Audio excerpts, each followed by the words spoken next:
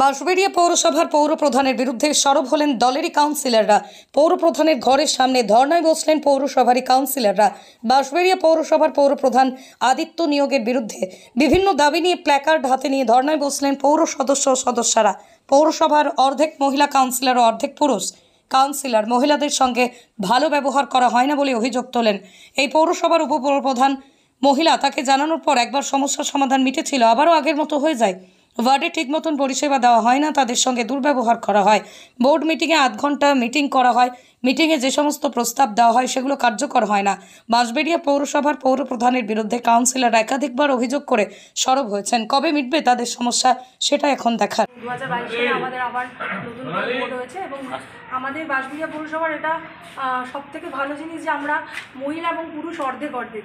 তো যে পৌরসভায় পুরুষ এবং মহিলা সমান সমান, সেই পৌরসভায় সবথেকে নগণ্য কাজ হচ্ছে মহিলা কাউন্সিলরদের সম্মান করে না।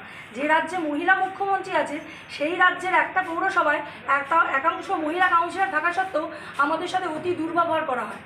আমাদের মনে হয় ডিআরডব্লিউ স্টাফ, তাদের সাথে এরকম করা উচিত না, এটা আমার বলা উচিত না।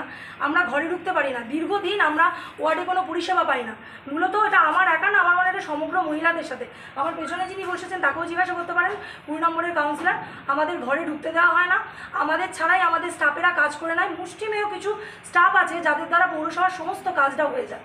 কে ঢুকতে দেয় না ঘরে? চেয়ারম্যান সাহেবের ঘরে আমরা ঢুকতে পারি না, অতীব দুর্ব্যবহার। এই জন্য আমরা ইচ্ছাকৃত আজকে 1 বছর সমস্ত কাউন্সিলররা নিজে থেকেই ঢুকি না, তার এই দুর্ব্যবহারের জন্য।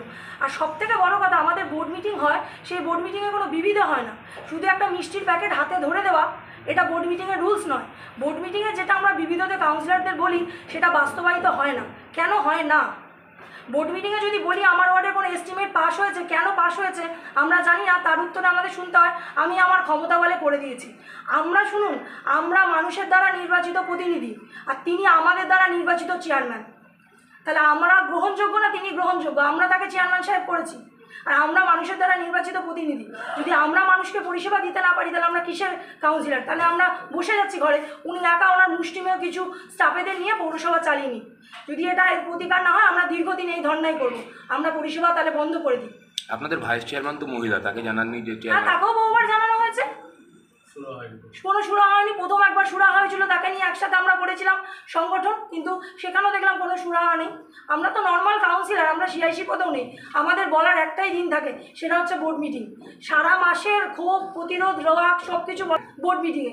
সেই বোর্ড মিটিং হয় 30 মিনিট, হাতে একটা মিষ্টির প্যাকেট দেওয়া হয়, বোর্ড মিটিং শেষ। এটা তো বোর্ড মিটিংয়ের রুলস নয়। বোর্ড মিটিংয়ে 45 মিনিট বিবিধ করতে হয়। আমি আগের বোর্ড থেকে আছি, এটা আমার 2 টার্ম, প্রশাসনিক বোর্ডেও আমরা দায়িত্বে ছিলাম। চেয়ারম্যান ভাইস চেয়ারম্যানের প্রতি আপনার সেগুলো সকল কাউন্সিলররা আছে, সে সকল কাউন্সিলররা যেটা বলবেন, আমি তো তাদের থেকে আলাদা নই। আমরা একটা পিটিশন রেডি করেছি, আমরা চাই দল হস্তক্ষেপ করুন। এইভাবে চলতে পারে না দীর্ঘদিন। ওয়ার্ডে পরিষেবা বন্ধ, মুখ দেখে দেখে কাউন্সিলরদের কাজে দেওয়া হয়। ওয়ার্ডে সুপারভাইজার থেকে শুরু করে সবাই আমাদের অসম্মান করে। কেন করে? যে তারা চেয়ারম্যান সাহেবের কথা শোনে। তাহলে কাউন্সিলরের কোনো দরকার নেই।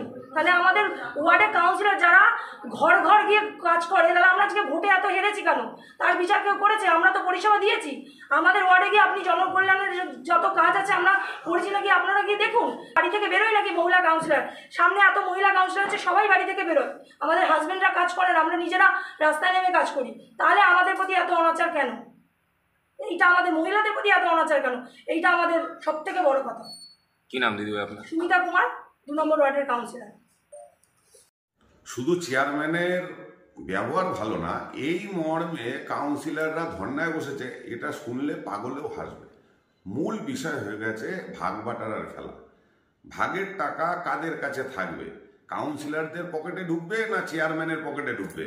কারণ ম্যাক্সিমাম টাকা গঙ্গার পাড় বাঁধানো থেকে শুরু করে, রাস্তাঘাট নির্মাণ থেকে শুরু করে, প্রধানমন্ত্রী আবাস যোজনার থেকে শুরু করে সম্পূর্ণ টাকা ঢুকে যাচ্ছে চেয়ারম্যানের পকেটে।